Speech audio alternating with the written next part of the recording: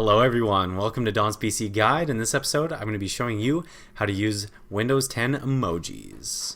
This is part of my quick guide series where all of my videos are under 5 minutes. Now let's get started.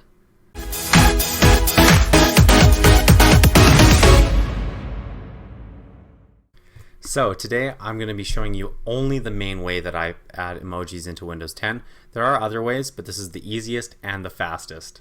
So all you're going to have to do is click two keys at once.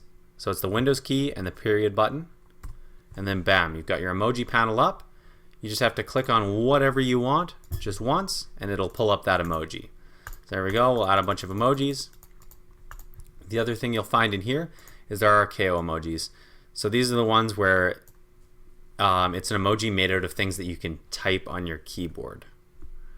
So you've got like this guy right here, got the little smiley face with the nose, and that guy right there. Yeah, so it's nice and easy.